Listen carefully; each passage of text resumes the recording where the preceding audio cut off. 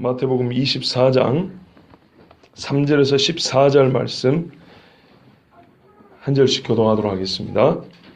예수께서 감람산 위에 앉으셨을 때 제자들이 조용히 와서 이르되 우리에게 이르소서 어느 때 이런 일이 있겠사오며 또 주의 임하심과 세상 끝에는 무슨 징조가 있사오리이까.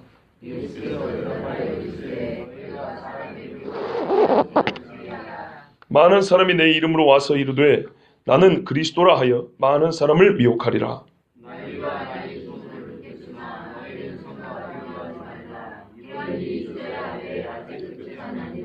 민족이 민족을 나라가 나라를 대적하여 일어나겠고 곳곳에 기근과 지진이 있으리니 그때 사람들이 너희를 환난에 넘겨주겠으며 너희를 죽이리니 너희가 내 이름 때문에 모든 민족에게 미움을 받으리라.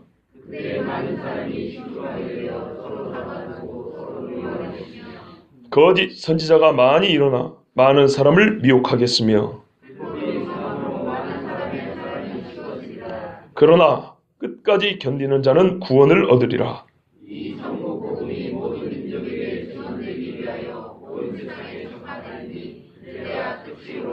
아멘. 기도하겠습니다.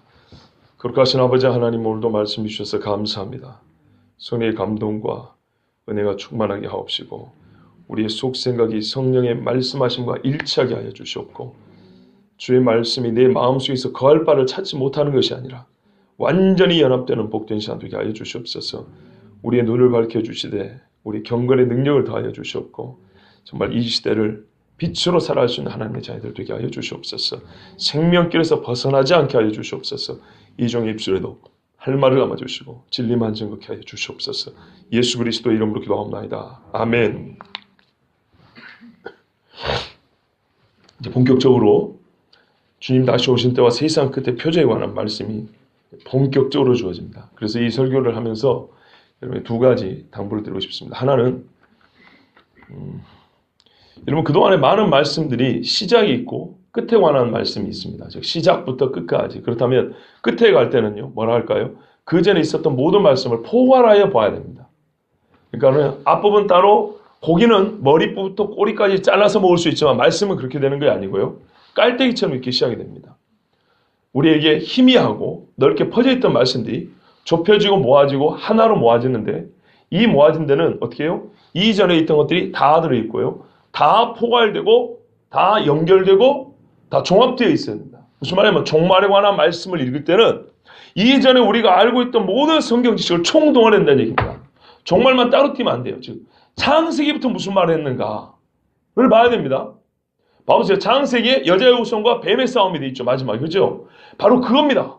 그렇게 간 겁니다. 그러니까는 창세부터 모세오경과 사사기, 여호수아, 역사서와 예언서와 복음서와 서신서를 싹 모아가지고 정말에 이것들을 종합적으로 우리가 이해한 다음에 이해하면서 다음에 하면 좀 늦는 거고요. 이해함과 동시에 세상을 볼 수 있어야 되고요. 성경 어디나 종말에 관한 구절은 좀 미리 예언이 됐든 나중에 예언이 됐든 간에 결국에는 그 종말에 살 사람들이 실제로 해당이 되는 말씀들 아니겠습니까? 그 사람들은, 즉 우리 같은 사람들은요. 그러면 지금까지 우리가 들은 모든 말씀들을 총동원해서 종말의 말씀을 해석하는데 사용할 수 있을 정도여야 된다 이 말입니다. 그러니까 평상시에 종말에 대한 설교를 듣기 전에는 다른 말씀들을 좀 부지런히 읽어놓을 필요가 있어요.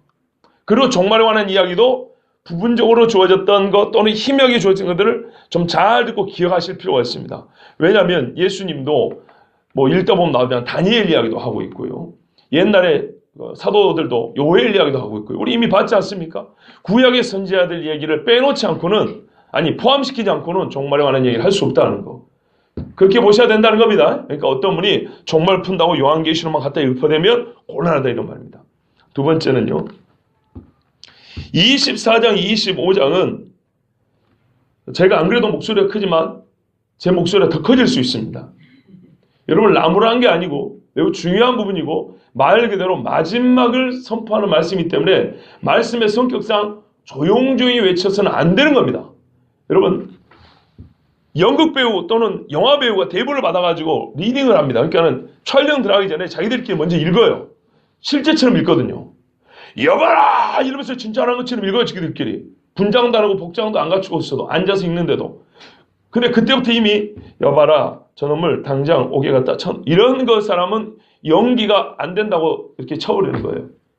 그런 것처럼 우리가 지금 읽는 이 말씀은 여봐라 저놈 이렇게 읽는 게 아니에요. 아시겠죠? 여봐 이렇게 읽어야 되는 말씀이에요. 그러니까는 우리가 되도록이면은 이 말씀을 주시는 그 어조. 예수님은 물론 조용히 말씀하셨어요. 예수님의 톤이 높은 건 아니지만은 전해드는 우리의 마음에는 예수님은 조용히 하셔도 우리 마음에 큰 흔들림이 있는데 저 같은 인간들은 약간의 우리 인간적 요소를 좀 사용을 해야 그게 될까 말까 하기 때문에 여러분 좀 크고 좀 다급한 제자들이 이 말씀을 들었을 때 마음이 어떻겠어요?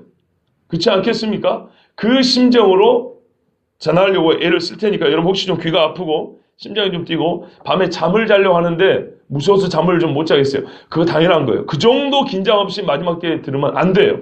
너무 편하게 들으면 안 된다 그 말입니다. 자, 이제 보겠습니다. 말씀을 3절입니다.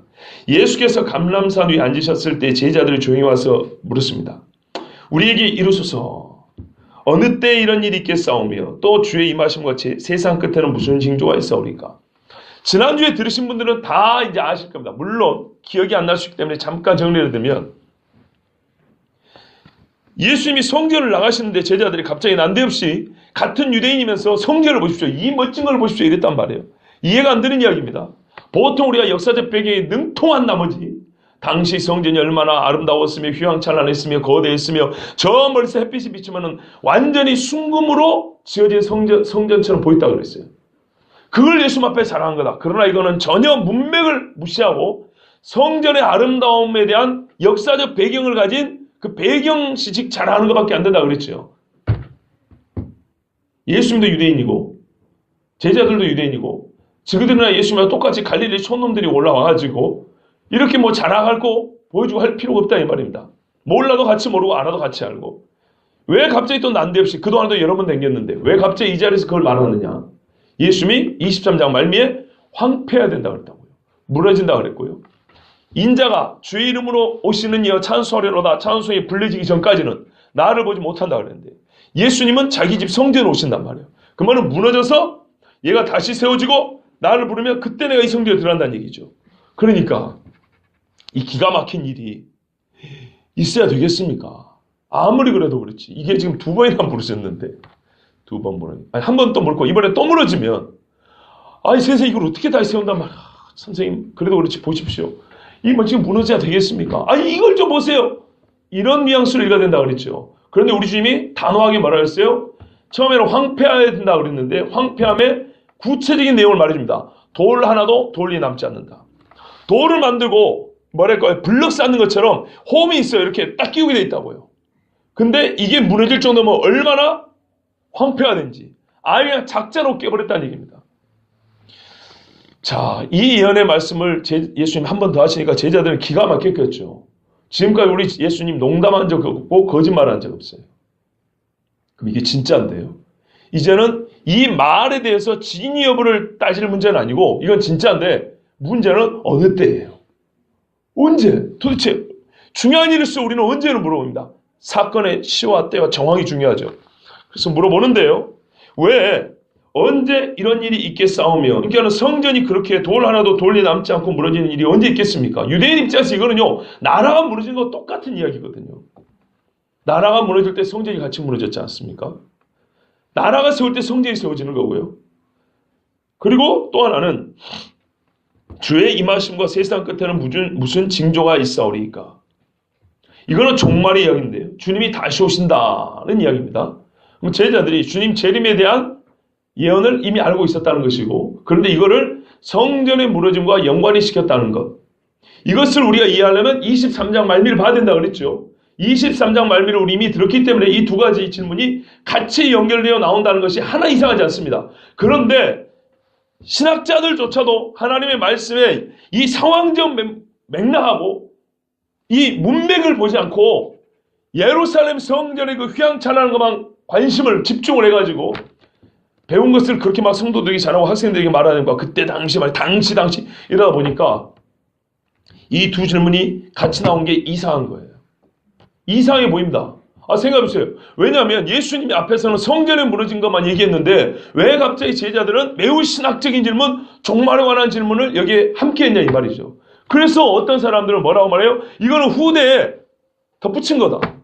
제자들이 물어본 게 아니고 우리에게 어떤 신학적, 종말론적 신학 이론을 가르쳐 주려고, 지식을 내주려고 기독교인들이 항상 그들은 종말론적 신학을 갖고 있었기 때문에 언제 주님 앞에 갈지 모른다 이 신학을 갖고 있기 때문에 그들의 신앙적 표현이다. 제자들이 직접 물어본 게 아니란 거예요. 그렇게 보면 돼야 안 돼요? 안 되죠. 또 하나는요. 그렇게 보니까 어떻게 해요? 뒤에 것들은 예수님이 한 질문에 대한 대답이라는 거예요. 어떤 질문입니까? 첫 번째 질문. 성전이 무너짐에 관한 질문에 대한 대답뿐이라는 거예요. 그러면 뒤에 보면 예수님이 그때 하면서 계속 말하죠. 이때가 분명히 마지막 때를 가리키고 있는데 불구하고 성전이 무너질 때로만 전부 다 몰아가는 거예요. 근데 AD 70년에 예루살렘 성전이 로마 장군 티투스에 의해서 무너진 것으로 24장을 전부 다 거기에 몰아붙여서 해석을 합니다. 복음주의 신학자들마저도. 왜냐고요? 이 질문을 양심적으로 두 개로 보지 않기 때문이에요. 두 개로 보더라도 제자들은 종말의 때를 성전의 무너짐과 같은 때라고 본 거고 했다 이 말이에요. 그들은 그렇게 나눌 의도가 없었다 이렇게 보는 거죠. 그런데 이거는 잘못 봤다는 겁니다. 왜요? 23장 말미를 안 봐서 그래요. 23장 말미는 분명히 예수님이 성전의 무너짐과 주님 다시 오심에 관한 이야기를 같이 했단 말이에요. 한 맥락에서. 그래서 제자들이 이 두 가지 질문을 한 자리에서 묶어서 얘기한 겁니다. 지난주까지 이미 말씀드렸습니다. 맞죠? 예, 이거를 다시 길게 전하지 않겠습니다. 여러분, 우리가 성경을 성경답게 해석을 해야 하는데 그렇지 않으면은 이거는 자르고 저거는 붙이고 이런 일이 벌어집니다. 그리고 왜 종말의 이야기를 빼고 싶었어요? 이제 그 속 이야기를 해볼까요? 부담되기 때문입니다. 제일 큰 건 그겁니다. 이거 눈만 뜨면 다 보이는 이야기예요. 부담되는 것은 빼는 게 사람의 본성입니다. 안 그렇습니까? 그렇죠? 그래서 그래요. 신학자들이 종말 이야기를 하는 순간 자기들도 학생들의 그 따가운 눈초리를 견디기 어렵고요. 동시에 본인들 삶이 완전 달라져야 됩니다. 뿐만 아니라 학생들이 늘 나를 체크하고 있다는 것에 대한 이 신경을 쓰고 살아야 됩니다. 생각을 해보세요. 여러분 괜찮아고 설교한 사람, 괜찮아라고 가르친 사람은 자기 삶도 그렇게 신경 안 써도 돼요. 그런데 깨어있어야 한다 이렇게 말하는 사람은 무지하게 신경이 많이 씁니다. 안 그렇겠습니까? 그리고 더 큰 문제는 본인들의 믿음이 없는 사람이 많기 때문이에요. 주님이 다시 오신다는 것 정도를 감당할 만한 믿음이 없어요. 물론 우리가 겸손하기 때문에 주님 두렵습니다 할 수 있어요. 그러나 그것이 아니고요. 처음부터 예수를 안 믿고 신학자가 되고 교수가 된 사람이 많기 때문입니다. 제가 뭐 여러 번 말씀드렸지만 어떤 그 연세대 신과대 은퇴한 교수가 고백을 했다 했잖아요. 나는 박사학위 논문 쓸 때 성경 구절 하나 인용하려고 썼는데 잘 썼다고 교수시켜줬다. 그러나 사실 나는 이제사 예수를 나의 주로 고백한다. 이런 사람이 있어요. 외국에도 그런 사람들이 나와요. 유명한 학자가 된 후에 학생들을 몇 년, 몇십 년 가르친 후에서 나는 이제사 부활을 믿는다. 나는 이제사 성경 하나님의 말씀 믿는다. 이런 사람이 그때서야 나온다니까요. 그러면 그동안에 가르친 건 어때요? 누가 책임질 거예요 도대체? 그때서야 나와가지고 하는 말이 내가 예전에 여러분에게 교재로 썼던 그 책을 쓰레기통에 집어넣어라. 나는 내 책을 다 쓰레기통에 집어넣었다. 이렇게 말한다고요. 그런데요. 그 뿌려놓은 씨들을 어떻게 다 거둘 겁니까? 그런 사람들이 꽤 많다는 것을 아셔야 됩니다. 왜 그래요? 예수를 안 믿기 때문에 되도록이면 주님 다시 오심에 대해서는 빼고 읽으려 하는 게 인간의 악한 본성입니다. 그래서 그렇습니다. 자, 이렇게 이제 물어봤습니다. 성전의 무너짐과 주의 임하심과 세상 끝에는 무슨 징조가 있사오리까? 이 두 가지는 시기적으로 동시대는 아닙니다. 매우 많이 떨어져 있습니다만은 성전의 무너짐부터 본격적으로 종말의 징조가 시작된다고 보면 되고요. 이 무너진 성전이 무너졌기 때문에 다시 세워져야 되겠죠. 다시 세워짐 때에 예수님은 다시 오시기 때문에 어쨌든 우리는 무너짐부터 세밀하게 볼 필요가 있습니다. 예수님이 대답하십니다. 너희가 사람의 미혹을 받지 않도록 주의하라 그랬습니다. 예. 우리 주님이 첫 번째 표적, 징조로 주신 말씀이 뭐냐면 미혹을 받지 않아야 된다는 것입니다. 미혹. 이게 사실은 24장 전반부를 뭐랄까 이렇게 감싸고 있는 말씀입니다. 사단의 대주제입니다. 11절로 나오면 미혹이 또 나오죠. 그렇죠? 예. 이 미혹을 통해서 다른 많은 범죄가 양산되기도 합니다.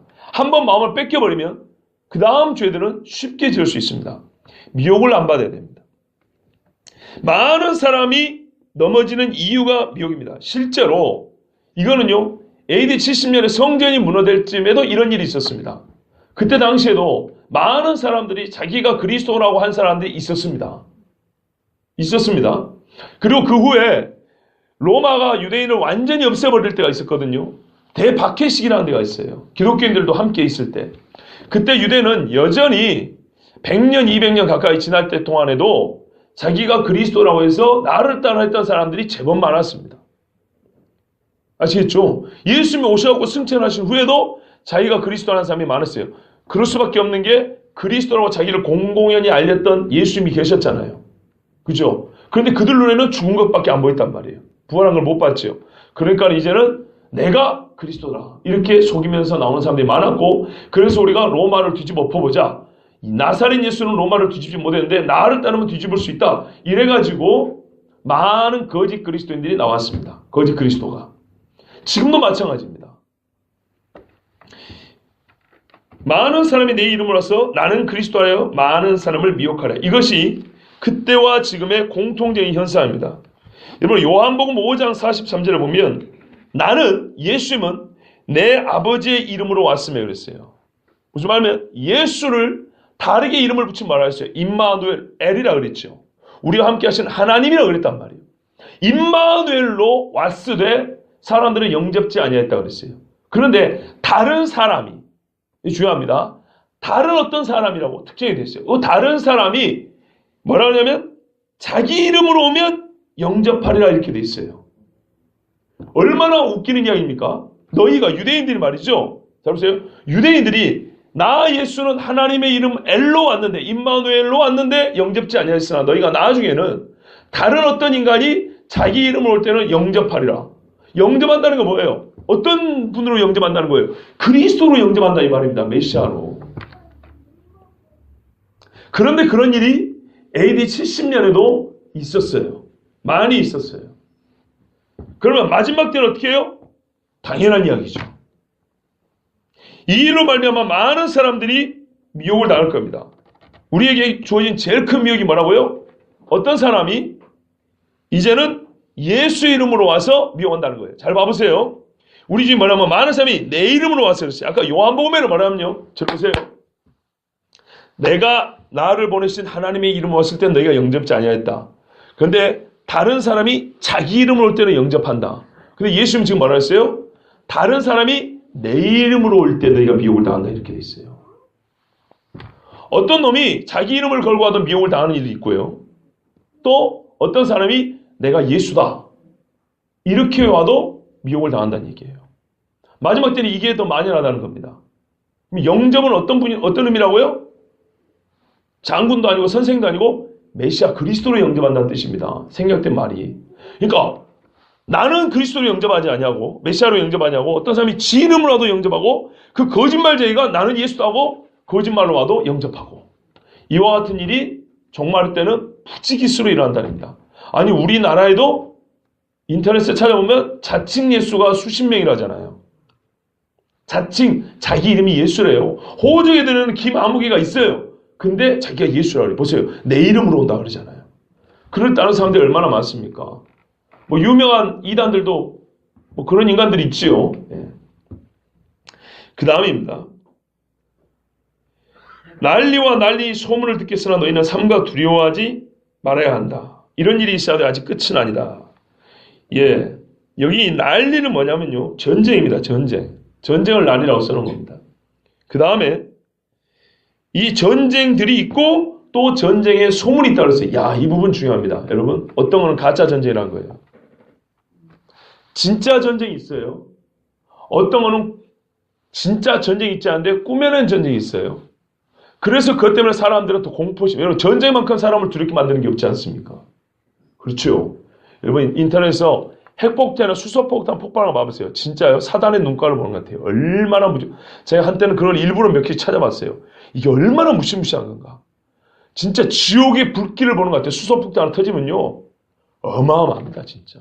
여러분, 주위에서 보세요. 우리 번역이 정말 뭐 큰 문제는 아닌데 분리되어 있다고 보세요. 난리는 전쟁이고 난리의 소문은요. 전쟁의 소문이에요. 왜 이걸 분리해놨을까요? 진짜 전쟁도 있고 어떤 거는 가짜 전쟁인데 우리에게 매스컴을 통해서 다 들어온다는 얘기입니다. 오늘 이 설교를 듣고 나면 여러분 나중에 제가 또 어떤 설교를 할 텐데 이 연관이 있다는 걸 알게 될 겁니다. 가짜 전쟁이지만은 언론에서 진짜 전쟁처럼 보도를 해버리면 사람들 어떻게 해요? 공포에 휩싸입니다. 그렇죠? 모든 경제활동도 마비되기 쉽고요. 사람들은 혼란에 빠집니다. 이해되십니까? 마귀가 누르면 무질서죠. 그렇죠? 물론 필요한 무질서가 아니고 이거는 불필요한 무질서입니다. 그때 어떻게 하라고요? 불안해하지 말라. 왜 불안해합니까? 여러분 전쟁이 일어날 때 사람들이 제일 원하는 게 뭘까요? 생존입니다. 어찌하면 살 수 있을까? 그럴 때 사람들을 꼬드기가 쉽다는 얘기입니다. 그렇지 않습니까? 우리가 물에 빠지면 뭐라고 잡아요? 지푸라기 잡는다 그랬죠. 이게 물에 뜨는 걸 뭐든 잡으려고 그래. 그것처럼 전쟁이 실제로 있고 또 그와 동시에 진짜 있지 않은 전쟁이지만 어떤 전쟁이 있다고 매스컴에서 막 떠들려면 보통 사람들의 귀는 어떻게 들려요? 다 진짜로 들려요. 어떻게 해요? 불안해집니다. 극도로 불필요하게 불안해집니다. 그러면 사람들은 어쩌면 내가 살 수 있을까? 누가 나를 구할 수 있을까? 누가 우리를 구원해 줄 수 있을까? 그러면 미혹당하기가 쉬운 거예요. 아시겠죠? 왜 이런 말씀했는지. 이런 일이 있어야 돼? 아직 끝은 아니라고 했어요. 여러분. 끝이 아니니까 안심하면 돼요? 안 돼요? 안 되죠. 무슨 말이에요? 이 무서운 일이 계속된다는 얘기니까. 계속되고 있어요. 이 일들이. 어느 한 시점에 찰나가 아니고요. 상당히 오랜 기간 계속된다는 겁니다. 그러면은 우리가 사제를 보면 미혹을 받지 않도록 주의하라는 여전히 작동하고 있다는 걸 보셔야 됩니다. 미혹이 계속 작동하고 있어요. 이런 일들을 통해서 더욱 미혹하는 거예요. 아시겠습니까? 거짓 선지자, 거짓 그리스도 와서 미혹하고 전쟁 그 자체로 사람을 죽이면서 전쟁의 소문과 더불어 수많은 사람을 더욱 불안해, 불필요하게 더욱 불안해하고 이것들은 어떻게 해요? 사람들 하여금 거짓 그리스도를 찾아서 우리를 구원하소서라고 갈망하게 만들어요. 알겠죠? 그러면 미혹의 손길은 더 커질 수 있죠. 우리가 몸이 아프면은 똥약이든 개약이든 뭐든지 막 주워 먹으려고 난리지 않잖아요. 민족이 민족을 나라가 나라를 대적하여 일어난다 그랬어요. 여러분 이 전쟁을 좀 더 구체적으로 말해주는 겁니다. 나라가 나라 이렇게 되는데 사실은 왕국과 왕국입니다. 여러분 단순히 국가 간 전쟁이 아니라는 거예요. 민족의 민족을 하면 내전도 많아진다는 거고요. 민족의 민족을 하면요 A 국가하고 B 국가하고 전쟁하지만 국가 간의 전쟁을 넘어서서 이 국가 안에 민족이 3개씩 있으면 어떻게 될까요? 이거는 육파전이 되는 거죠. 그렇죠? 또 왕국. 요즘에는 왕국 개념이 없다고 하죠. 그러나 여전히 남아있는 왕국들이 있습니다. 그 중에 하나가 뭐냐면 대영연방입니다. 영연방입니다. 옛날에 식민지 시대는 뭐 당연히 영국이지만 지금은 독립국가지만 써도 영국과 같은 법치 사상을 갖고 영국과 같은 정신세계를 가지고 이 나라가 국정이 운영되는 나라들이 있습니다. 그런 나라가 전 세계에 몇 개나 된다고 보십니까? 영연방 현재 53개국입니다. 전 세계 국가의 4분의 1 정도가 아직도 영국의 영향권 안에 있다는 거 아셔야 됩니다.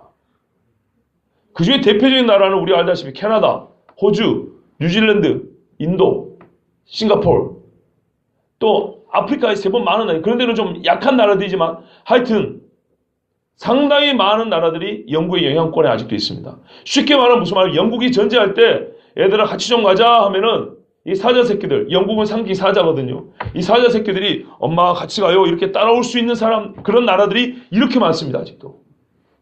아시겠죠?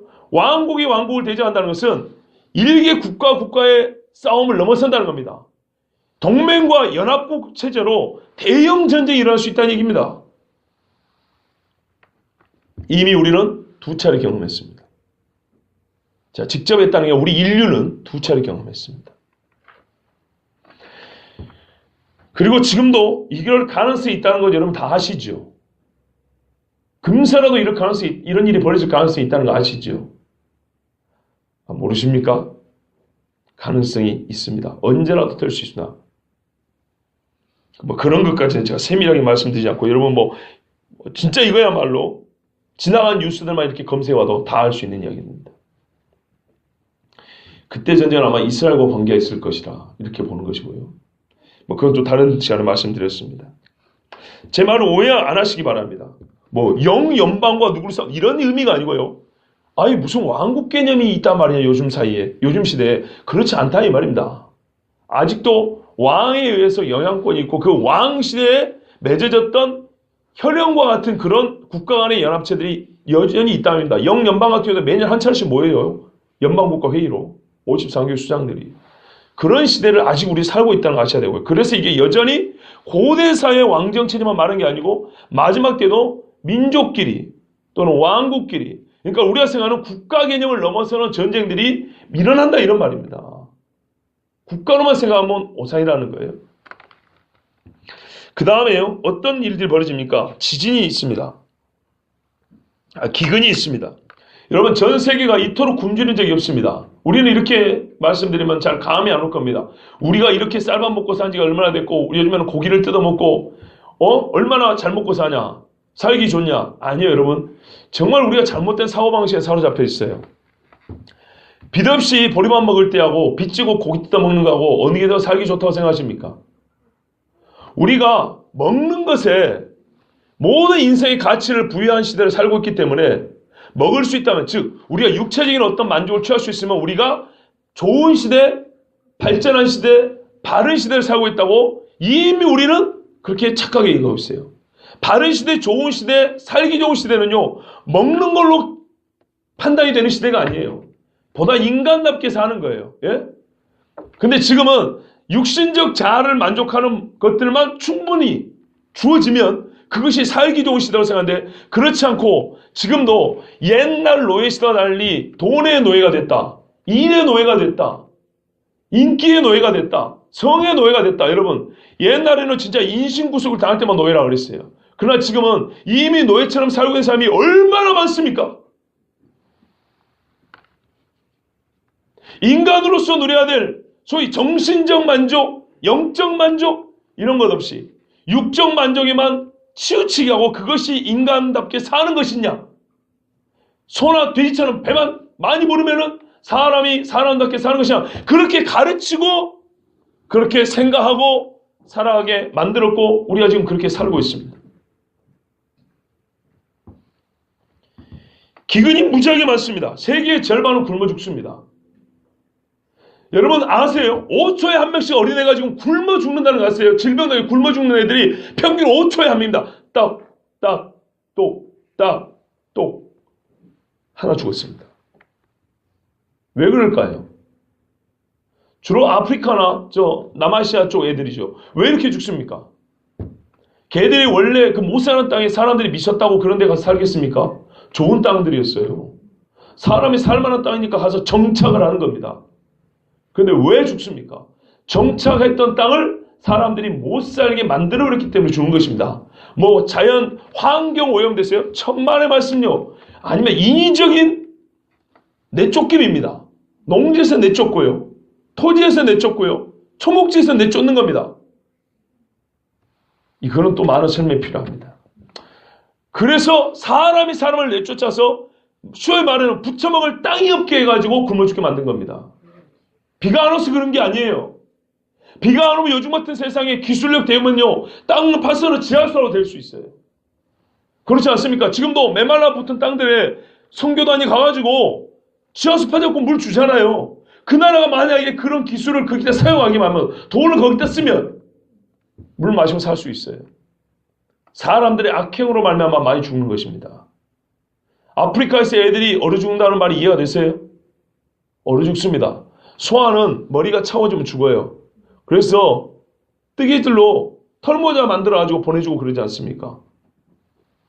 왜 그 정도도 못 해줄까요? 그 더운 날에서. 조금만 신경 쓰면 될 텐데. 그 사람들은 옛날에 다 그러고 살았던 사람들입니다. 그런데 지금은 그마저도 하기 힘들 정도로 삶이 악화됐기 때문에. 누가요? 사람이 그래 한 겁니다. 사람이. 기근의 원인은 사람 때문입니다. 주여. 사람이 농사를 지으면은 그 농지에서 나오는 곡식으로 수많은 사람이 먹을 수 있는데, 스테이크를 먹는 사람 몇 사람 때문에 그 농지를 초목지로 바꿔버립니다. 그러면은 거기는 소를 키우고요. 그 소가 나에는 고기, 우유로 돈 있는 사람들 먹고, 그 땅이 농지였으면 배불릴 수 있는 사람들은 다 굶게 되는 겁니다. 그거 아세요? 우리는 잘못 생각합니다. 서양 사람들은 고기를 먹고 동양 사람들은 곡식을 먹어가지고, 농작물을 먹어가지고 힘도 약하고 어쩐다고. 누가 그런 생각을 집어넣어 주던가요? 아니, 누가 서양 사람들은 고기 먹는데요? 지금 러시아만 가더라도 주식이 감자입니다. 이해가 안 돼요. 그 큰 사람들이 감자 안 하고 식빵 한 덩어리 이거 먹고 산다니까요? 유럽 여행 갔다 온 사람들 모르세요. 고기를 많이 먹는지 식물을 많이 먹는지. 곡류를 훨씬 많이 먹습니다. 동양 사람들은 누가 곡식만 먹는데요? 아니, 1년에 날 잡아놓고 게 잡아먹는 나라가 어디 있어요, 세상에? 고기 먹는 나라를 정해놓은 나라가 그리 많다고 생각하십니까? 안 그래요. 잔치 때마다 고기 잡아먹는 나라가 얼마나 많아요? 미국 같은 사람도 칠면조 잡아먹어요. 우리는 훨씬 등치가 커요. 장안에 있으면 돼지 잡아요, 돼지. 우리는 잔치에 소 잡고. 그건 왜 그러냐면 돈 많은 사람들이 먹는 게 고기를 먹는 것입니다. 보통 사람들은 서양이나 동양이나 전부 다 곡물을 먹습니다. 그런데 일부 돈 가진 사람들이 더욱 고기를 먹고, 이 농지를 가진 사람은 못 먹게 해서 그 사람들 거를 뺏으려고 해서 농지를 없애버리는 결과입니다. 그래서 이렇게 된 겁니다. 그래놓고 뺏으려면 어떻게 해요? 언론에서는 우리가 사회에서 이 가난한 사람한테 10억 내놓고 100억 내다 그래봤자 1년에 수조 원씩 긁어가는데요.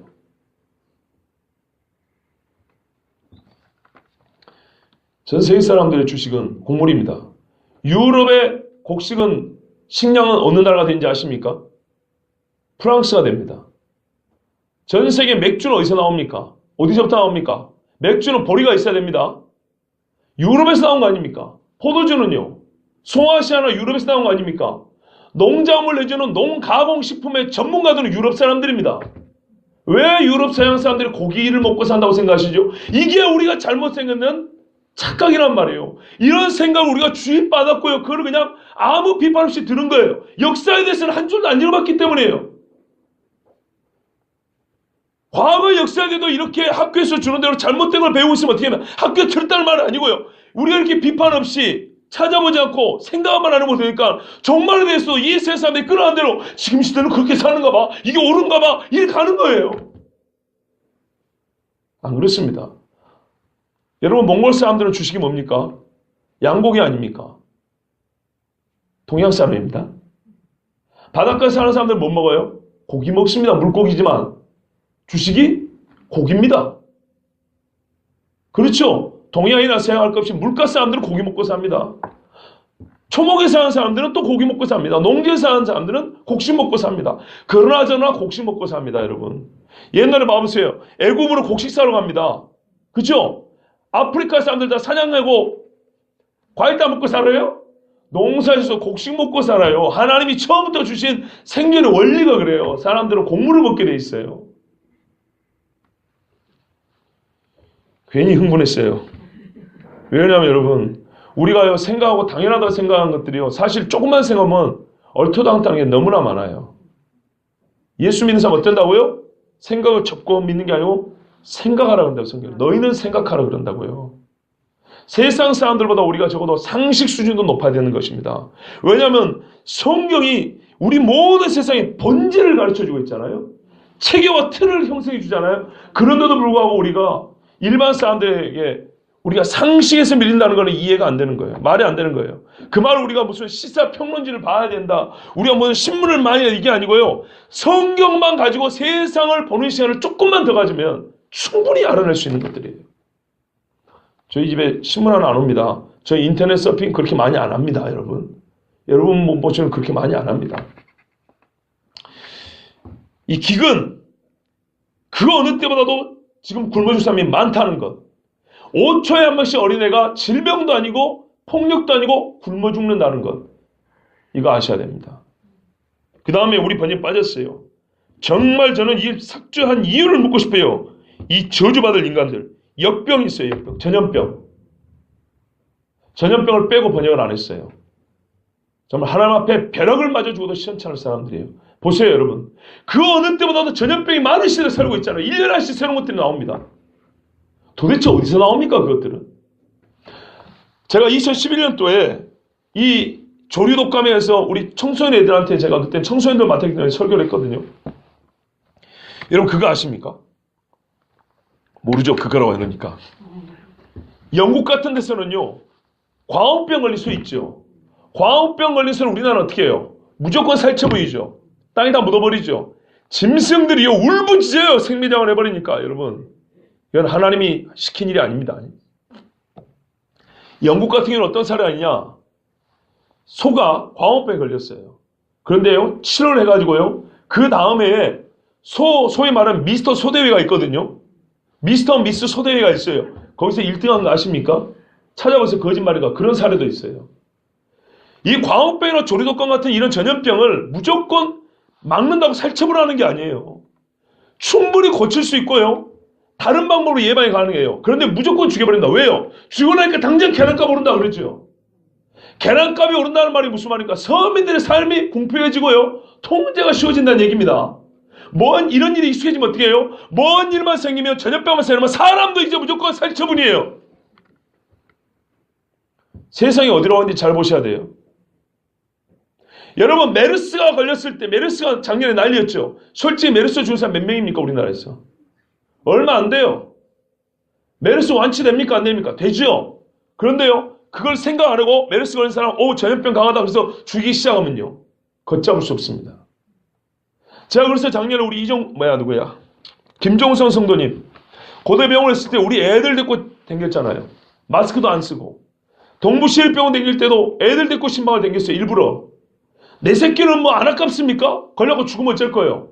내 책임이죠. 제가 보여주고 싶었어요. 나는 믿음이 있었고 안 걸린다. 이건 과장된 측면이 있다. 그리고 이 시대 사람들에게 깨달음을 줘야 된다. 이 어린 애들 작년에 8살, 6살, 4살짜리입니다. 병원에 하면 묻힐 게 얼마나 많아요. 애들이 오만 대 다 맞고 다닙니다. 제가 손만 씻으면 된다. 기도하자. 그러나 우리가 모든 병이 안 걸린다는 거예요. 정말 이건 하나님이 지켜있다 보고요. 상징적인 사건입니다. 제가 왜 그렇게 했겠습니까? 사람들이 미친놈 쳐다본다니까요. 무슨 뭐 열감질하네 뭐하네 별짓을 다 했잖아요. 왜 신경 안 썼냐? 그때 동의해준 집사람한테 고맙고요. 이거는 무언가 의도가 있는 질병들이라는 거예요. 우리가 봐보세요. 사실 그렇게까지 큰 거 아닌데도 온 나라 식구는 마비 된 걸 봐보세요. 어쩌라고요? 불안해하지 말라. 불안해할 걸 불안해야 돼요. 덤덤하게 생각하시면 돼요. 오히려 다음 되면 큰 문제 아니고 넘어갑니다. 그런데 이런 일이 반복되고 이런 불안이 반복되면 어떻게 해요? 불안에 무뎌진 게 아니고요, 여러분. 그래서 나중에 안 불안해진 게 아니고 어떻게 되냐면 그런 불안한 일을 당했을 때 우리 해결하는 방법들 있죠. 그 해결하는 방법에 무덤덤해져 버리는 것입니다. 당연히 이제는 지방이 안 나가. 당연히 저 사람들은 격리. 당연히 저 사람들 땅에 묻어도 돼. 살처분 같은 경우에요. 이렇게 소위 지각이 있는 나라에서는 이런 식으로 안 합니다. 몇백만 마리, 1000만 마리 가까이 이렇게 안 묻어버립니다. 이렇게 안 합니다. 이게 지혜로운 같은데 절대 그렇게 안 합니다. 제가 그래서 신뢰를 드렸잖아요. 그때 5년 전에도 청소년한테 조사하고 제가 말한 거예요. 그때는 아주 시일이 가까웠기 때문에 지금은 시간이 많이 지났지만요. 우리나라 상당히 문제가 있어요. 여러분 여기에 하나 더 말씀드립니다. 좀비 영화가 우리나라 요즘에 많이 나오는 거 아십니까? 좀비라고 들어보셨습니까? 좀비가 뭔지 혹시 아시는 분 손 들어보십시오. 내려주시고 우리 작년 중에 한번 여쭤보겠습니다. 중요한 일이기 때문입니다. 죄송합니다. 우리 최 장로님 혹시 좀비라고 들어보셨습니까?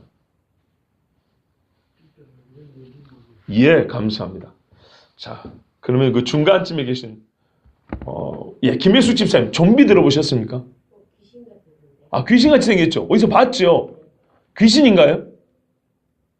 뭐 오염되면 좀비가 돼가지고 예. 귀신같이 생겼는데 집사님이 상당히 뭐랄까요? 제가 듣고 싶은 대답했어요. 예, 잘 보세요. 이제 우리 어른들은 영화를 잘 안 보시죠. 저도 그 귀신 영화들 기분 나빠 잘 안 봅니다. 근데 시대를 읽으려고 보는 게 있습니다. 시대를 읽으려고요. 어떤 게 있냐면 옛날에 좀비라는 것은 드라큘라나 흡혈귀처럼 귀신으로 나왔어요. 영화에. 귀신으로 나왔습니다. 그래서 요즘에도 제가 젊은 사람들 청년들한테 물어봤거든요. 좀비가 뭐냐 했더니 전부 다 귀신이래요. 근데 요즘에 좀비 영화 봤냐 했더니 봤대요. 그 영화에서 나온 좀비는 귀신이더냐 아니더냐니까 생각해보니까 아니네요. 자기도 몰라요. 이렇게 바뀐 걸 몰라요. 원래 좀비는 귀신이 아닌데 처음에 영화에서는 귀신처럼 그려놨습니다. 핏발로는 귀신처럼. 근데 시간이 가면서 그 실체를 보여줍니다. 악성 바이러스에 감염돼가지고 사람이 어떻게 되냐면요. 돌아버리는 거예요. 그래서 온 신체가 뒤틀리고요.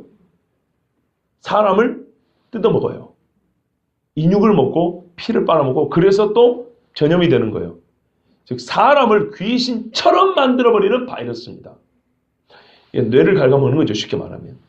이게 좀비라는 겁니다. 그리고 그 좀비를 일으키는 것을 영이 아니고 좀비 바이러스라고 그럽니다. 그런데 이 영화가 최근 몇 년 사이에 전 세계에 엄청나게 많이 나왔어요. 엄청나게. 우리나라의 최초로 좀비 영화가 나왔습니다. 본격적 좀비 영화. 그게 뭘까요? 부산행입니다. 부산행이 서울에서부터 부산까지 하는 아침 첫 KTX 안에서 일한 일이고 그때 KTX 내려온 다음에 서울은 마비가 되어버립니다. 전 세계는 전국은 마비가 되어버립니다.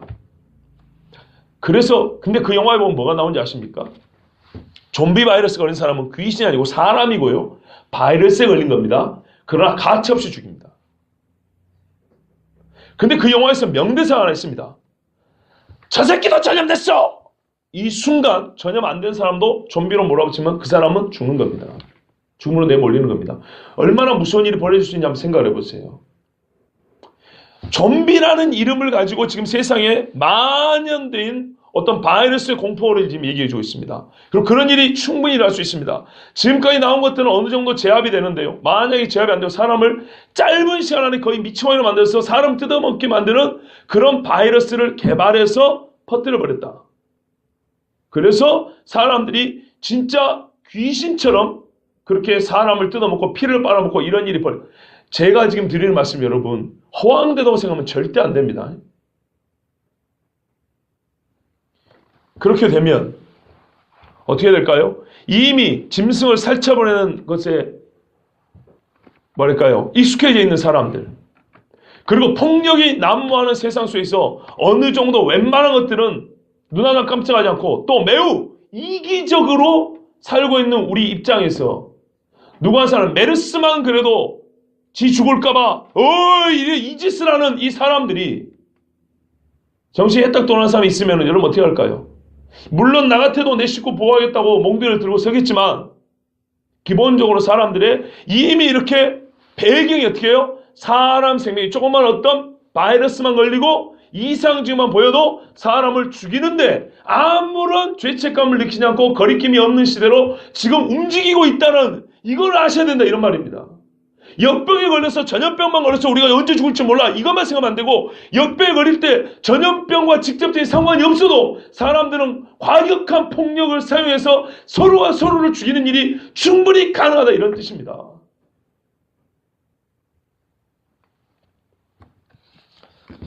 주여 세 번째입니다. 지진입니다. 예전부터 지진이 종말의 징조라고 몇 번을 얘기를 해도 사실 우리나라 사람들, 우리나라 성도님들 별로 신경 안 썼습니다. 그런데요. 이제 경주 근방에서 지진이 계속 일어나니까 이제서 뭐 서울에서도 느꼈니? 야 무서워 어쩔 수 뭐 벌벌 떨었니? 이런 이야기 합니다. 왜 이렇게 안 들을까요? 정말.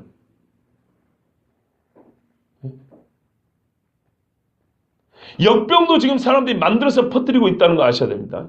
어떻게 규칙적으로 1년에 한 번씩 나오냐 이 말이에요. 새로운 것들이. 희한하지 않습니까?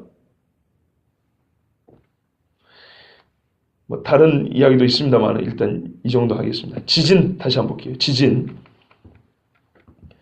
자연재해로 그 지진으로 피해를 입은 사람들에 대한 위로의 마음 저도 갖고 있습니다. 그분들을 뭐 그 피해를 전혀 그냥 무감각하게 교리적으로만 해석하려는 게 아닙니다. 왜요? 저 역시도 지진한다. 태풍 같은 이 자연재해 죽을 뻔한 경험이 있고 올해만 하더라도 우리 집에 전복이 35%가 40%가 저번 태풍에 다 죽어버렸습니다.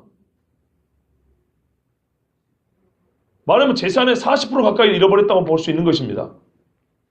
경주 지진의 재산의 40%를 잃은 사람은 그렇게 많지는 않을 겁니다. 그렇기 때문에 전혀 그런 것과 상관이 없는 사람을 말하는 게 아니고 자연재해에 큰 피해를 본 경험이 있는 사람으로서 말하기 때문에 여러분 공감을 하면서 전하는 것입니다. 우리가 지진에 대해서 무감각하고 이 급격하게 올라간다고 말해도 별로 신경을 안 쓰는데요. 이제 우리나라에 지진이 있고 나니까 언제 어떤 일이 벌일지 모른다. 뭐 지진 교육한다고 지금부터 뭐 난립니다. 진작부터 좀 들었으면 얼마나 좋습니까? 2000년 전부터 가르쳐주신 말씀에 귀를 기울였으면 얼마나 좋습니까? 자, 그런 측면에서 다행이라고 생각합니다. 하나님이 완전히 크게 흔들기 전에 작게 흔들 때 우리가 깨우칠 수 있다는 것. 여러분, 일본 후쿠시마에 그 쓰나미 몰려왔지 않습니까? 제가 지금도 5년이 지났는데도 영상을 심심치 않게 자주 봅니다. 얼마나 무서운지 몰라요. 우리가 보는 그 공영방송에 보여주는 것들 있죠? 그거는 약하고요. 개인이 찍은 그 쓰나미 장면들이 있어요. 진짜 무섭습니다. 너무너무 무서워요. 성경의 아모스에 바닷물을 불러 지면에 쏟으시는 일을 두려워하라 그랬어요. 바닷물이 새까맣게 올랐고요. 건물들을요, 이렇게 흘러갖고 사람이 빠지는 게 아니에요. 건물을 그냥 잡아가지고요, 쓰러뜨려 밀고 나가는 거예요.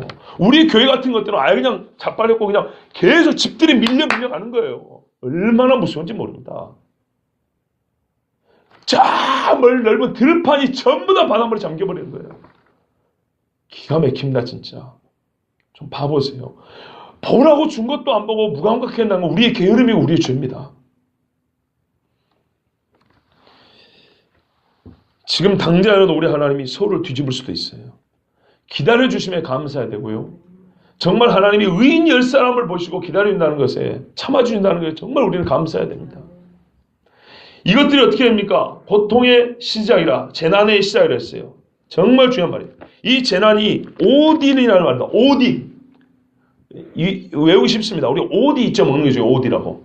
오딘입니다. 이 오딘은요, 어떤 고통이냐면요, 데살로니가전서 5장 3절을 보면 그들이 평안하다 안전하다 할 그때 이미실한 여자에게 해산의 고통이 이름과 같이 멸망이 갑자기 그들에게 이르니 결코 피하지 못하리라. 제가 예전에 분명히 이 고통은 해산한 여인의 고통 같다 그랬죠. 원어가 바로 이 고통입니다. 똑같은 겁니다. 번역이 재난이 됐는데 다른 면은 고통이 됐고 똑같은 고통이 해산한 여인의 고통이 되어 있어요. 그래서 저번에 말씀드렸잖아요. 해산한 여인의 고통은 극심합니다. 다시는 아기를 안 낳겠다는 사람도 들어봤어요. 얼마나 아픈지. 그런데요, 이 고통이 어떻게 옵니까? 그렇죠. 스르르 옵니다. 제가 안 아파하는데도 이제 말이 그래요. 저 들어봤으니까요. 어머니도 계시고 부인도 있고 하니까. 스르르 오는데 갈수록 간격이 좁아집니다. 그렇죠? 그리고 강도가 세집니다. 그리고 애가 막 나올 때는 어떻게 해요? 갑자기 고통이 폭발하시 쫙 올라갑니다. 바로 그런 식으로 고통이 이른다는 얘기입니다. 지금 우리 시대가 그렇지 않습니까?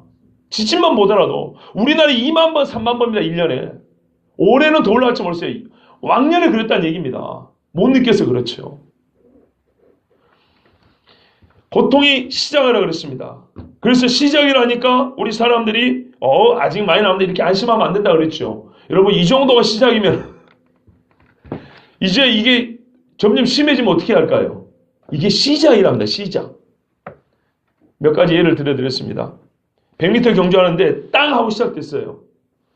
아직 종점은 아니죠. 결승점 아니지만 경주는 시작된 겁니다. 즉 재난의 때에 돌입된 겁니다. 우리가 사는 시대는 재난의 때에 돌입이 된 겁니다. 지금. 아시겠습니까? 이거 분명히 해야 됩니다.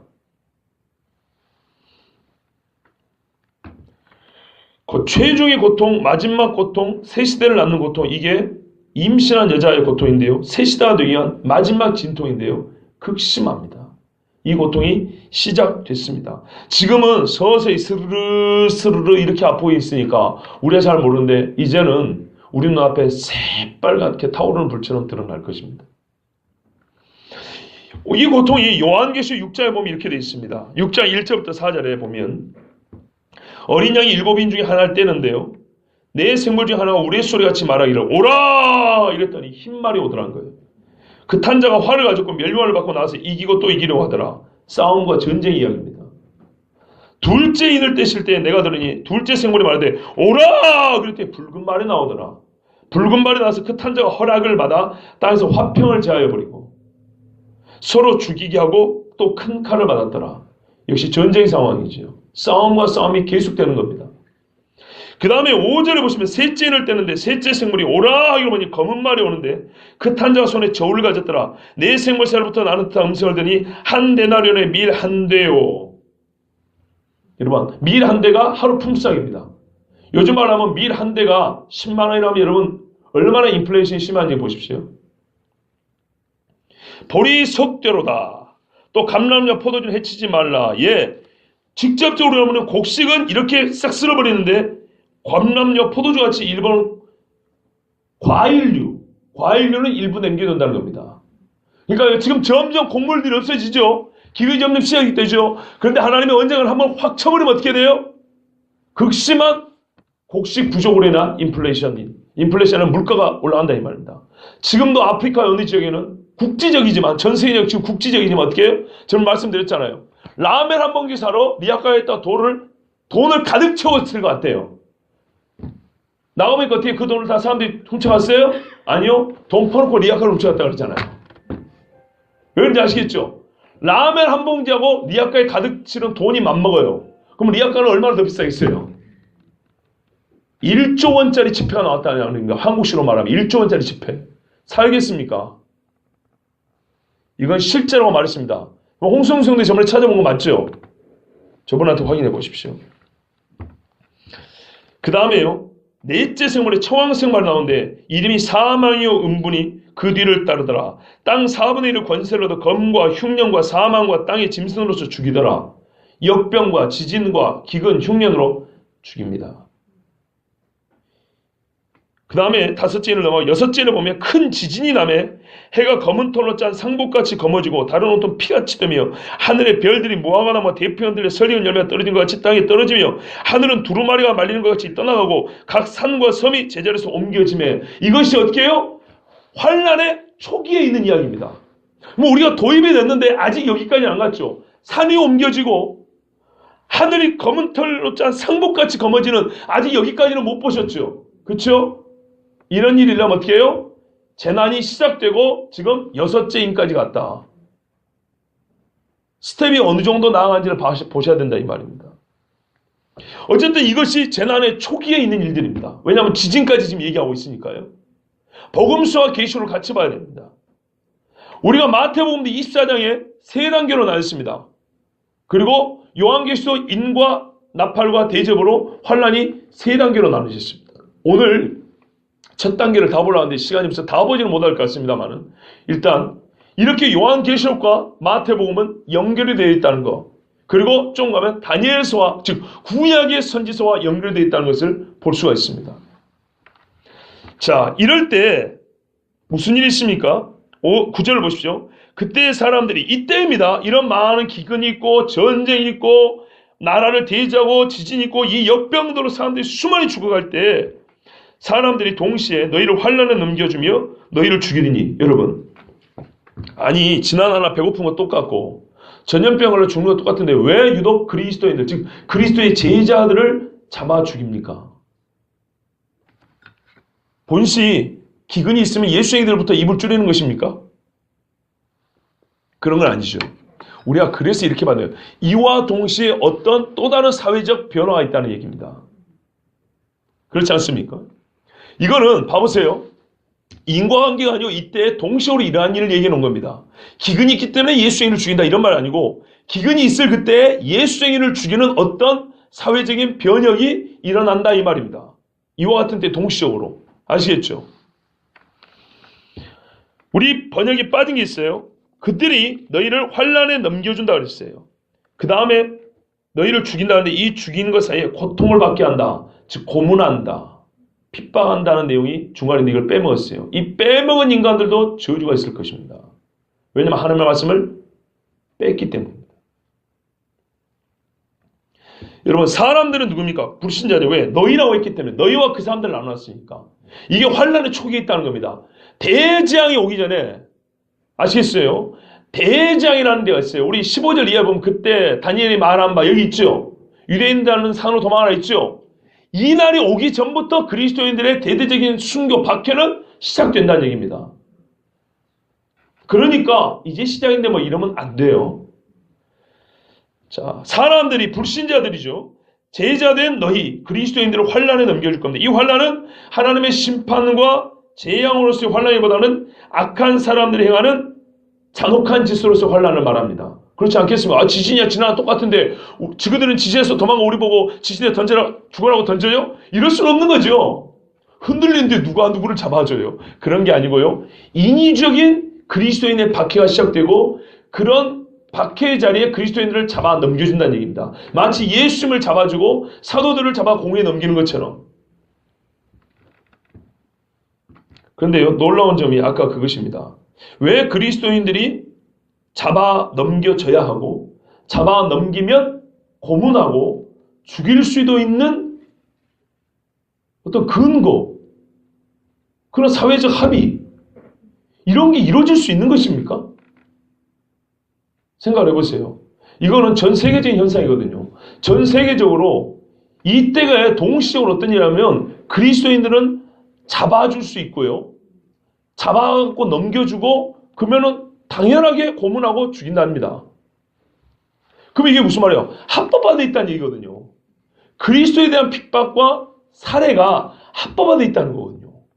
법이 바뀌었다는 얘기입니다. 이해되시죠? 굶는다고 그리스도인들을 먼저 죽이는 게 말이 안 돼요. 굶는 거하고 상관없어요. 전염병은 그리스도인들이 만들어서 퍼뜨립니까? 그런 거 아니란 말이에요.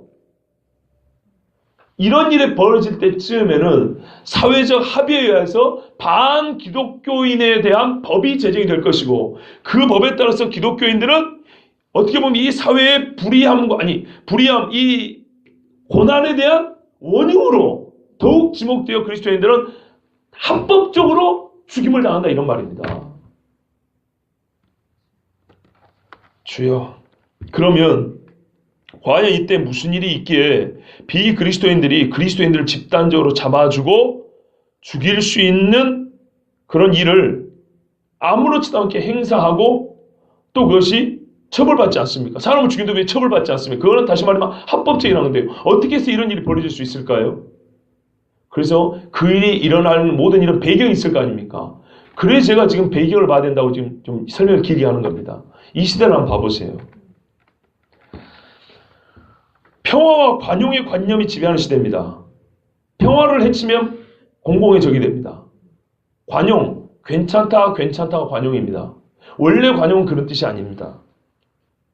톨러런스라는 이 관용이란 말은 뭐냐면 나하고 맞지 않아도 견디어주고 참아주는 걸 관용이라고 합니다. 원래 틀렸지만 기다려주는 게 관용이에요.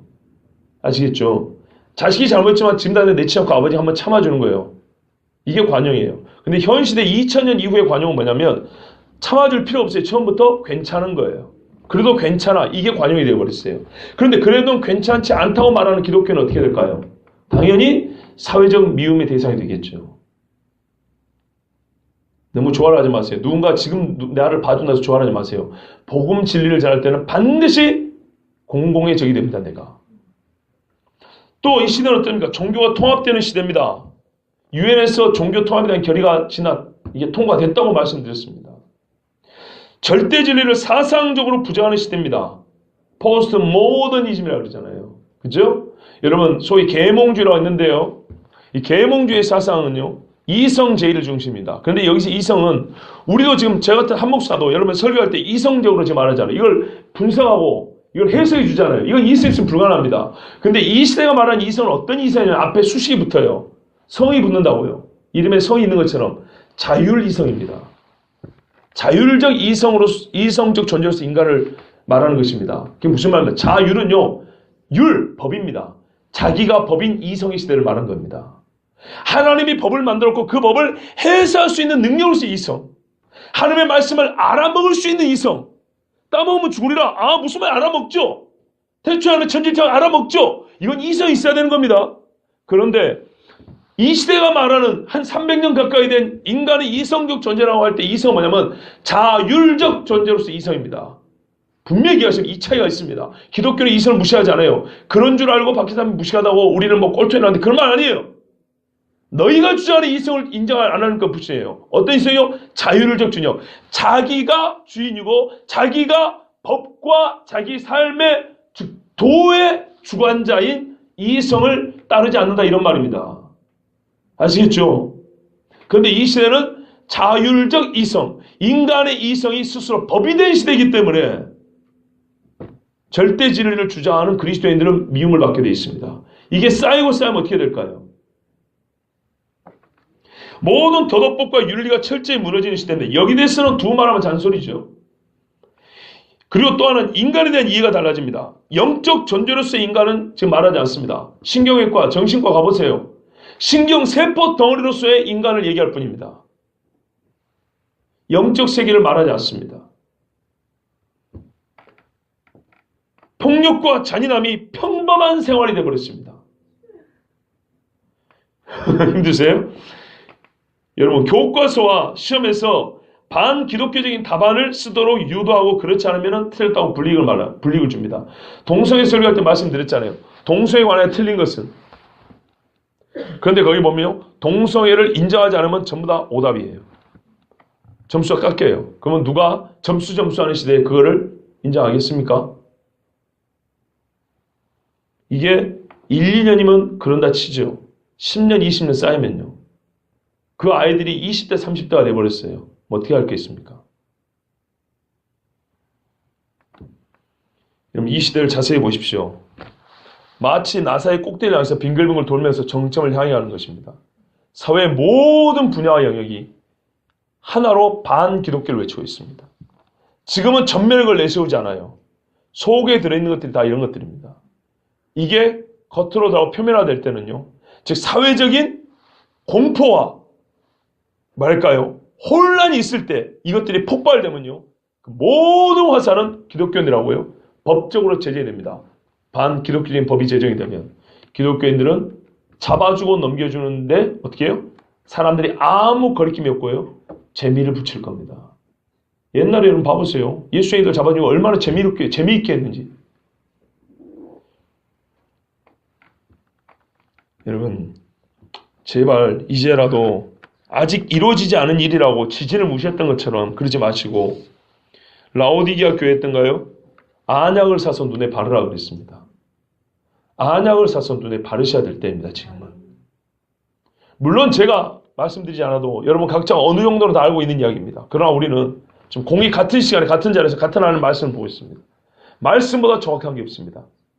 여러분 단편적으로는 감을 잡고 있었겠지만 이렇게 연결이 되고 이런 순서에 또는 이런 배경에 의하여 그 차후에 일어날까지 이야기되는 이런 이야기를 들어보거나 생각해 본 일은 거의 없었을 거라고 봅니다.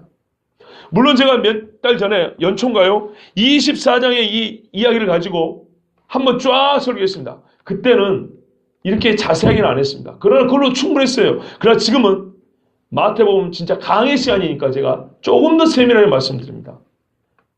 이 한 번의 설교 후에 더 이상 여러분이 이 동일한 본문에 설교할 기회가 없을지도 모릅니다. 해야 할 설교의 본문들이 아직 많기 때문입니다. 데살로니 후서 2장 3절을 보십시오. 누가 어떻게 하여도 너희가 미혹되지 말라. 여기도 미혹인데요. 먼저 배교하는 일이 있고 저 불법의 사람과 멸망의 아들이 나타나기 전에는 그날이 이르지 아니한다 그랬습니다. 자, 제가 왜 이 말씀을 드리냐. 9절에 뭐라고 되어 있다고요? 너희가 내 이름으로 인하여서 모든 민족에게 미움을 받는다 그랬습니다. 그렇죠? 이게 소위 말하는 한 일에 즉 7년의 언약 중에 후 3년 만에는 여러분 15절 보세요. 그러므로 너희가 선지자 다니엘이 말한 바 멸망의 가정없이 거룩한 옷을 보거든. 이건 어떻게 되냐면 다니엘 9장에 보면 7년 언약 중에 뒤에 3년 반에 이런 일이 있다고 합니다. 그게 무슨 말이에요? 14절까지는 지금부터 적그리스도가 나타나서 앞에 3년 반까지 매우 긴 기간 동안 일어난 일이라는 겁니다. 즉 마지막 한 일화의 중간까지도 이 재난의 초반에 들어간다는 얘기죠. 이해되시죠? 즉 적그리스도가 등장하기 전인가? 아니요. 적그리스도가 등장하고서도 3년 반 동안에 일어날 일이 14절까지예요. 그래서 15절은 후 3년 반을 얘기하고 있기 때문입니다. 그러면 적그리스도가 등장하고 3년 반까지 지날 때에 14절이 이루어지기 때문에 데살로니가 후서 2장에 뭐라고 되어 있냐면요. 미혹되지 말라. 종말이 있다는 말이 미혹이 아니고요. 뭐냐면 이 순서에 미혹이 있다는 거예요. 먼저 배교하는 일이 있고 멸망의 아들이 나타나 이렇게 되어 있다고요. 그러면 멸망의 아들이 나타나는 건 언젠가요? 역사 중에 나타난 시기를 말하는지 아니면은 7년의 조약을 맺을 때 이 멸망의 아들은 나타나거든요. 아시겠죠? 그래서 7년 조약이니까. 그러면 멸망의 아들이 나타나기 전에 적어도 7년 전에는 배교하는 일이 먼저 있다는 거 아닙니까? 그죠? 멸망의 아들이 아니면 이 3년 만에 언약을 쪼개고 진짜 자기를 내가 하나님이야 이런단 말이에요. 최대한 양보를 많이 해도 7년 언약 중에 후 3년 만이 되기 전에 중간에 오기까지 멸망의 아들이 지를 하나님만 나타내기까지 어떻게 돼요? 배교하는 일이 앞에 있다는 거 아닙니까? 배교하는 일. 왜요? 배교가 있고 멸망의 아들이 나타난다 했기 때문에. 멸망의 아들이 나타난 것을 7년 언약대로 보든지 중간에 3년 반으로 보든지 아니면 7년 언약보다 더 앞에 어떤 정치적인 역할을 하는 실제로 이 역사에 등장하는 그때로 보든지 간에 어쨌든 적그리스도가 우리 눈에 딱 들어가기 전까지 배교가 있다는 겁니다. 그러니까 우리는 적그리스도가 나타나면 우리가 순교할 일이 생겼지 이러면 안 되고 적그리스도가 나타나기 전부터도 배교하는 일이 있다는 거예요. 넘겨준대요. 서로 잡아주고 넘겨준대요. 그러니까 적그리스도가 나타나기 전부터 그리스도인을 죽이는 법이 통과될 것이고 그것에 우리는 죽임을 당한 일이 있다 이 말입니다. 그리고 적그리스도가 나타나면 잠시 소강 상태에 있을지 몰라요. 왜? 평화조약이니까. 그러나 중간에 3년 만에 되면 이제 본색을 들여서 아예 그냥 씨를 말리려고 한다 이 말이죠. 이해가 되시죠? 제가 시간이 많이 갔기 때문에 오늘 여기까지 마치는데요. 조금 불쾌하실지 모르지만 이 설교, 오늘 이 말씀 너무 중요하기 때문에 앞으로 몇 주 동안 이어질 말씀 너무 중요하니까 여러분에게 다시 당부를 드립니다. 댁에서 이 마태복음 본문을 좀 읽어오시길 바랍니다. 그리고 이 본문과 관련된 이야기를 제가 저번에도 여러 번 말씀드렸어요. 다니엘서도 좀 읽어보세요. 9장, 10장, 11장, 12장 4장만 읽어봐도 돼요. 요한계시록도 좀 읽어보세요. 뒤에 6장부터 6, 7, 8, 9, 10, 10장, 10 몇 장 좀 읽어보십시오. 한 10장씩만 읽어보시면 돼요. 자, 많이 느끼거든요. 정말 우리가 마지막 때지만 마지막 때 외치지만 정말 마지막 때에 관한 성경 말씀에 정말 우리가 잘 모른다. 관심이 없다. 다 압니다, 여러분. 알아요. 제발 좀 읽어보세요. 어디서 들어봤는데 이거 갖고는 안 돼요. 여러분 생사를 가리는 길에 어디서 들어보는데 오른쪽이 괜찮다 이래갖고 사는 사람 어디 있습니까 세상에. 지금 그럴 때가 아니에요. 진짜 그럴 때 아니에요. 제가 만약에 여러분 잡혀가면 어쩌랍니까? 아니 우스울 이야기 아닙니다 여러분. 자 그래서 웬만하면 제 설교 인터넷에 올리는 거 별로 안 좋아해요. 나도 오래 살고 싶어서. 설마 누가 네 설교를 듣겠냐 지금 그러고 계시죠? 무명한 사람입니다. 요즘에는 주제 검색을 하니까요. 인물 검색이나 주제 검색 다 나오니까. 특히 뭐 이 전문가들 입장에서 쫙 보면 쫙 다 나오죠. 여러분 제발 진짜 깨어 있어야 될 때입니다. 우리 일상생활에서요. 지금이 마지막 때라는 걸 보시고 우리가 무심코 하는 일이 마지막 때를 앞당기는 일들이 꽤 많고 마지막 때 오히려 이게 부메랑으로 그리스도인인 나를 칠 일이 많다는 걸 모르고 행하는 일들이 더 많은데요. 그렇지 않습니다. 지금은 나를 위해서 어떤 일을 했는데 이게 이런 일들이 쌓이고 쌓여서 결국에는 예수 믿는 나를 치는 일이들. 설마 잘 분간하셔야 됩니다. 지금의 처신이 중요합니다. 어디 가서 내 이익이 좀 걸렸다 해서 그럴 수도 있고 저럴 수도 있지. 그래 보세요 한번. 몇 년이 못 가서 예수는 그리스도라 말하는 우리의 입을 치겠다고 오는 사람들이 득다같이 달려들 겁니다. 우리의 말과 처신을 지금부터 잘하셔야 됩니다. 세상 사람과 똑같이 하면요. 그 사람들이 교회를 칠 근거를 네가 그랬잖아. 우리에게 이렇게 말할지도 모릅니다. 정말 분별하고요.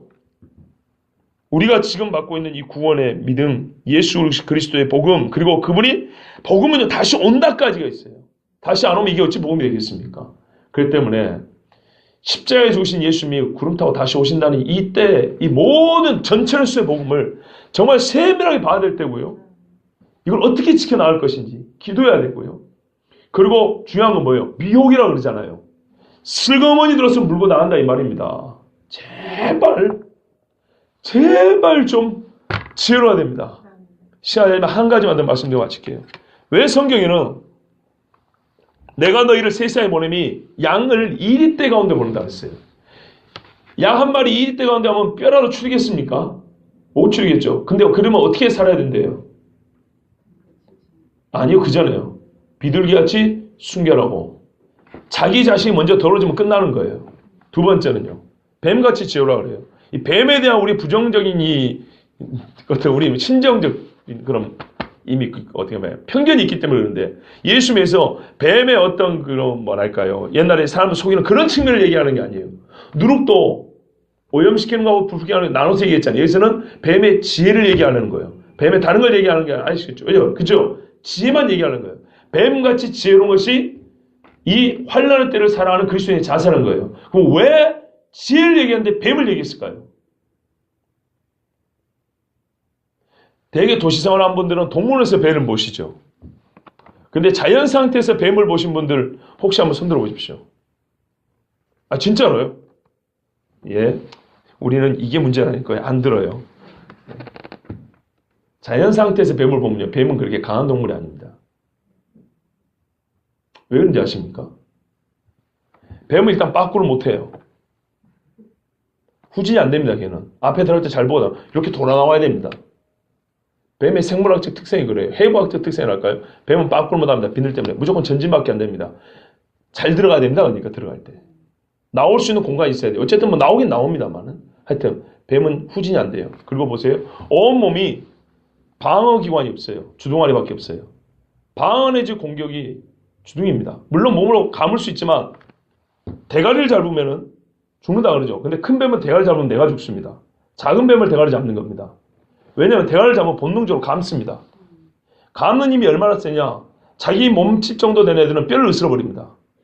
그래서 죽여버립니다. 뱀이 소 잡아먹는 거 아시죠? 예. 웬만한 짐승들은 이렇게 감아보는 뼈를 으스러면 내장 터져버립니다. 예, 피를 혈관 터져버린다. 그래서 죽어요. 라고 잡아먹습니다. 큰 뱀은 대가리를 문어도 마찬가지인데 대가리를 잡으면 이게 감아요. 꼬리를 잡으면 어떻게 될까요? 못 감습니다. 꼬리를 잡으면 어떻게 되냐면 대가리 저리 틀어갖고 얘는 어쨌든 꼬리 타고 물라 그러죠. 흔들어버리면 원심력 때문에 못 뭅니다. 꼬리하고 요만큼 잡으면 배가 이렇게 대가리를 들고 있지 이쪽으로 돌아보기가 어렵습니다. 우리 어렵다 이 말입니다.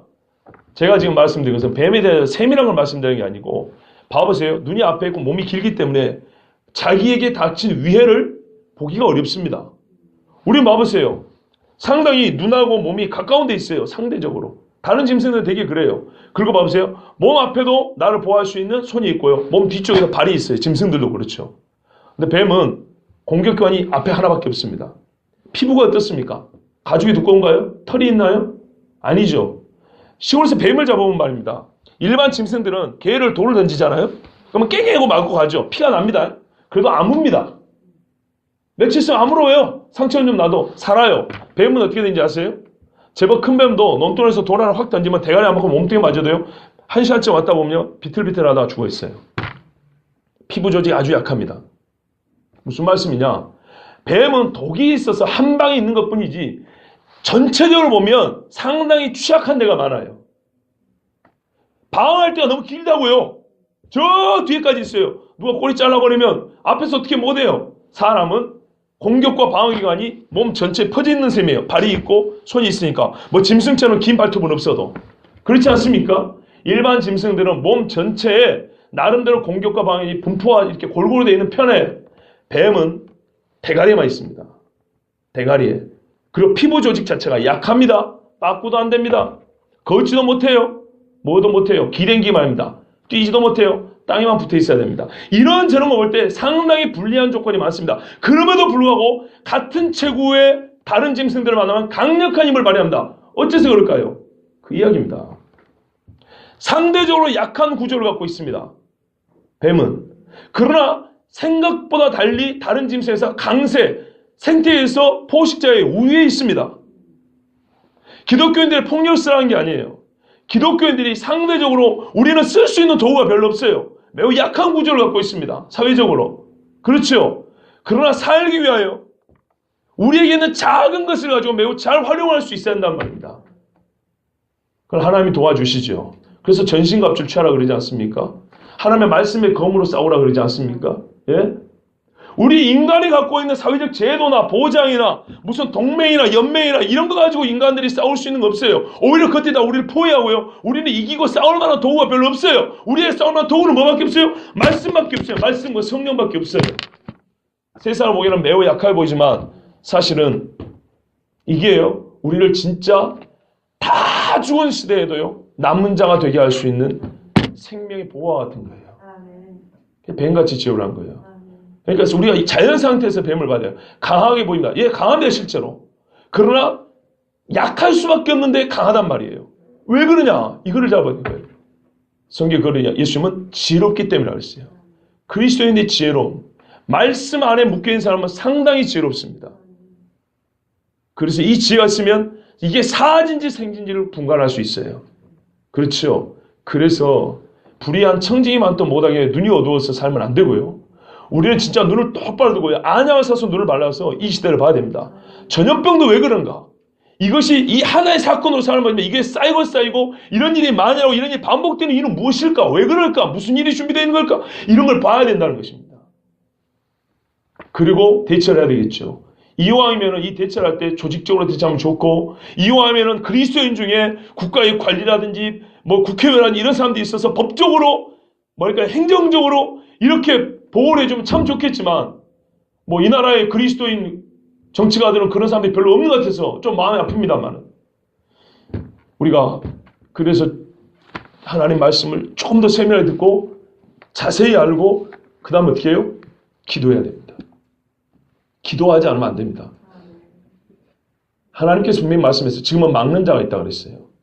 그러고 로마서 보면 너희는 위에 있는 사람들을 위하여 기도하라 했어요. 그들로 인하여 너희가 평안한 중에 생활하고 복음을 전한다고 되어 있어요. 그게 무슨 말입니까?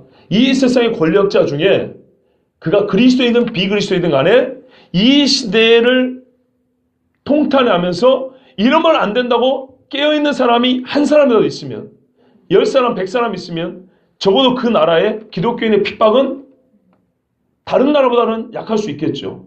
또 지연될 수 있겠죠. 예.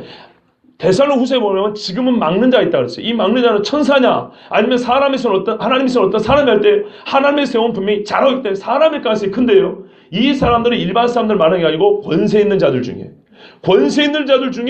그리스도를 보호하는 사람들. 봐보세요. 다니엘 시대를 보시라고요. 그쵸? 다니엘 사와 에스더 시대를 봐보세요. 죽이려고 하는 사람이 있고 보호해주는 사람들이 있죠. 이렇게 하나님은 위에 있는 사람들을 통하여 역사한단 말입니다. 그리스도를 보호한단 말입니다. 그래서 우리는 어떻게 해요? 위에 있는 자를 위하여 기도하라 그랬어요. 그들이 공연히 칼을 가지지 않았으니 악을 향해서만 칼을 휘두르고 의를 향해서는 칼을 거두고 보호할 수 있는 자들이 되기를 기도하라 그랬다고요. 여러분, 이것이 바로 우리가 가진 힘은 없지만 이 위기에 생명을 잃을 수 있는 위기 속에서 생존할 수 있는 뱀같이 지혜로운 성경이 가르쳐준 하나의 방법 중에 하나입니다. 그 방법 중에 하나입니다. 여러분, 진짜로 멀지 않았습니다. 여러분, 지금은 이 말이 정말 어떤 분들은 불쾌하고 어떤 분들은 거부감이 있고 어떤 분들은 멀지만 정말 머지않아 한 목사 고맙다 할 때가 나는 분명히 올 거라 생각합니다. 적어도 저는 여러분 앞에 외쳤습니다. 꼭 기억하시고 우리 같이 주님 모실 때까지 정말 신앙을 굳건히 지키는 저와 여러분 되기를 바랍니다. 우리 함께 기도하겠습니다.